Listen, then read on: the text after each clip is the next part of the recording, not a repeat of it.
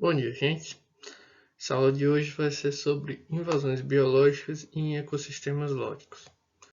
Para começar, nós vamos partir dos conceitos básicos, né?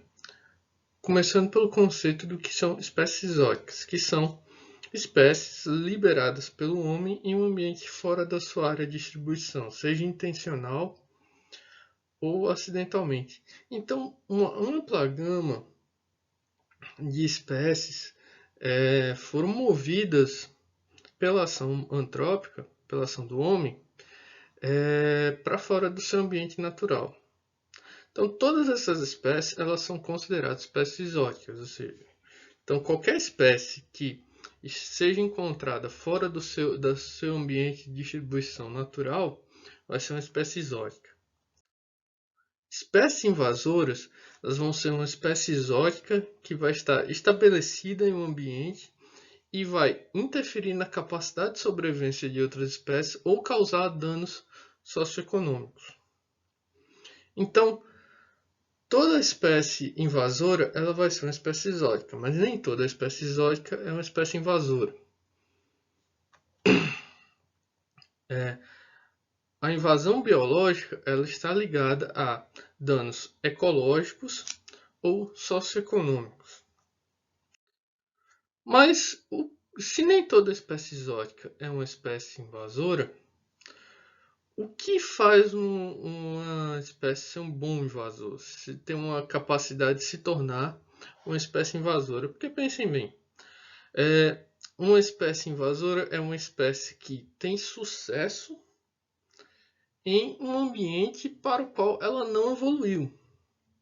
Então, existe uma série de características que ajudam, facilitam com que uma espécie, ao ser transportada para um determinado ambiente, para um outro ambiente, fora da sua distribuição natural, possa se tornar uma espécie invasora.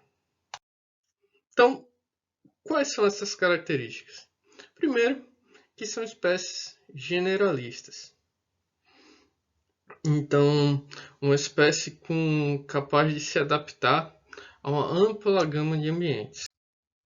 São espécies com uma dispersão bastante eficiente. Então, geralmente vão ser espécies que conseguem se dispersar de forma muito fácil no seu ambiente natural. E com essas duas características somadas, são espécies que no seu ambiente natural já têm uma ampla distribuição.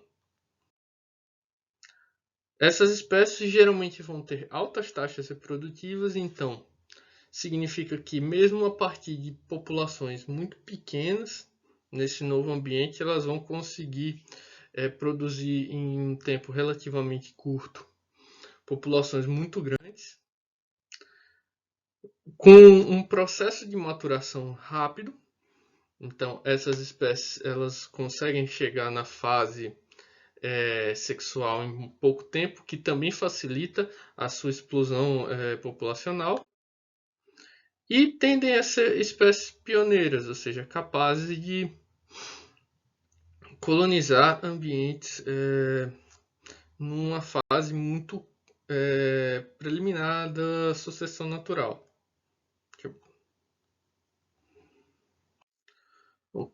Um outro fator muito importante, além das características intrínsecas das espécies, são os chamados ecossistemas antrópicos, especialmente quando a gente fala em invasões biológicas em ecossistemas lógicos, rios, riachos e ambientes similares. Então, ecossistemas antrópicos, eles são ecossistemas cujo habitat físico é alterado por processos antropogênicos. Então, são ambientes cujas características elas vão ser moldadas pela ação humana. Um exemplo muito clássico são os reservatórios, né?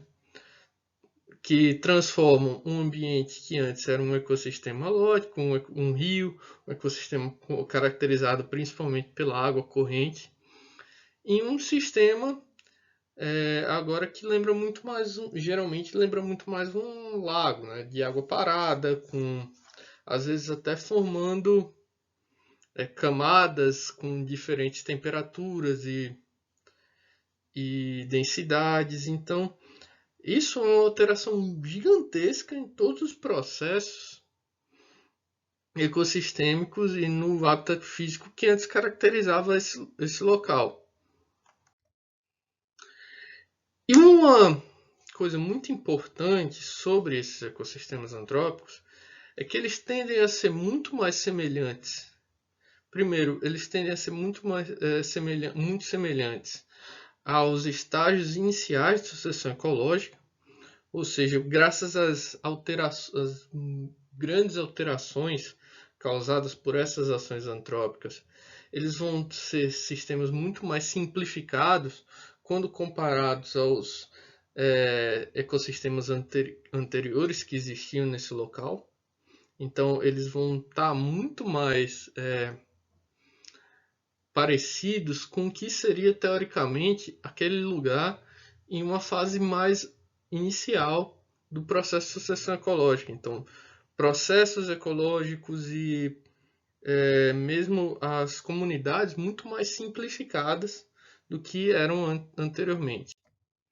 E segundo, e aqui é um ponto muito importante para os processos de invasão ecológica, é que esses sistemas eles vão ser muito mais semelhantes entre si, ou seja, esses sistemas antrópicos vão ser mais parecidos um com o outro, a despeito da distância e da localização geográfica, do que com o ecossistema original do local. Então, dois grandes reservatórios, por exemplo, eles vão ter características físicas e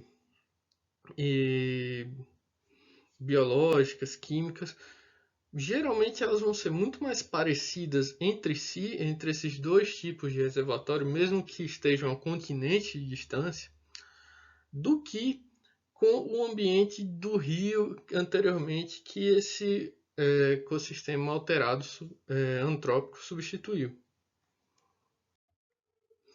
E por último, outro fator muito importante para os processos de invasão biológica é que esses ambientes, pela sua própria natureza, eles são ambientes de fácil acesso para seres humanos.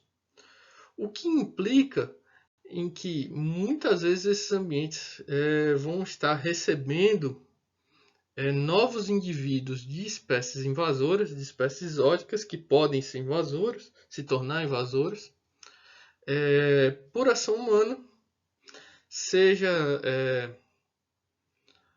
de forma intencional ou não, justamente por causa desse fácil acesso. O que é ainda mais agudo no caso dos ambientes aquáticos. Porque ambientes aquáticos em condições ecossistemas aquáticos em condições naturais geralmente são cercados por vegetação densa, muito difícil para um ser humano chegar. Então, uma mata ciliar sem trilhas é muito difícil de ser atravessada, por exemplo. E quando se tem essa facilidade de acesso, quando é só andar, seguir uma trilha, um caminho aberto que está lá, chega no lago de uma área, por exemplo, de um reservatório, isso vai facilitar coisas como o transporte de indivíduos juvenis ou de formas de resistência de várias espécies. Então vai ter sempre um fluxo contínuo de novos indivíduos nesses tipos de ecossistema. Então aqui um artigo que fala é muito interessante, é um artigo de 2008, publicado, escrito por Johnson e colaboradores, que ele fala das consequências ecológicas desses ecossistemas artificiais, ecossistemas antrópicos, numa grande área de numa grande, em escala regional, então numa grande paisagem. Então, aqui é um mapa mostrando na região norte dos Estados Unidos, na fronteira com o Canadá, a área dos Grandes Lagos. E nesse estudo foram utilizados dados de mais de 4.000 lagos e cerca de 1.000 reservatórios. Então, os pontos azuis aqui na figura são os lagos naturais e os pontos vermelhos reservatórios. E esse artigo ele buscou responder essas três perguntas. Primeiro, os reservatórios eles sustentam mais espécies invasoras do que lagos naturais? Segundo, quais os fatores que vão explicar a ocorrência de invasores, as diferenças de ocorrência de invasores entre reservatórios e ecossistemas naturais? E por último, se a presença de reservatórios ele facilitou esse processo de invasão biológica.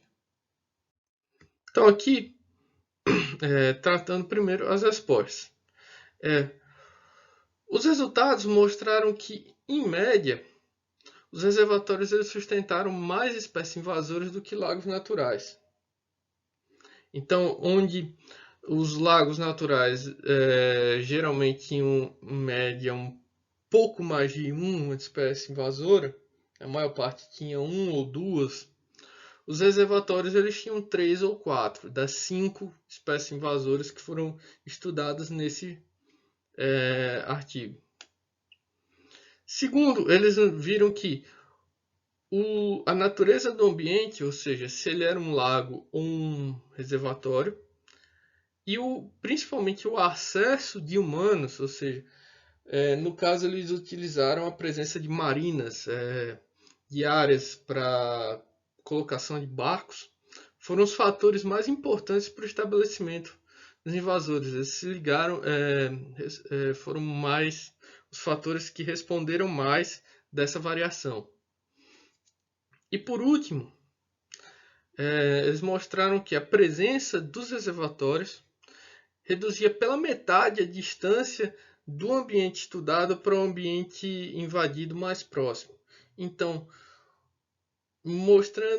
indicando que esses ambientes artificiais eles serviam como um trampolim para a dispersão das espécies invasoras numa larga escala, na escala dessa paisagem que foi estudada. Então, gente, eu espero que vocês tenham gostado dessa aula. Aqui eu vou mandar junto do PDF da aula também o PDF desses artigos, que são bastante interessantes. O artigo de Johnson e colaboradores, um artigo de Linares e colaboradores sobre os efeitos de uma PCH sobre o estabelecimento de espécies exóticas em um rio daqui de Minas Gerais. E esse artigo aqui do Simberloff colaboradores, que ele faz uma revisão global sobre invasões biológicas. Então, é isso, gente. Muito obrigado e até a próxima aula.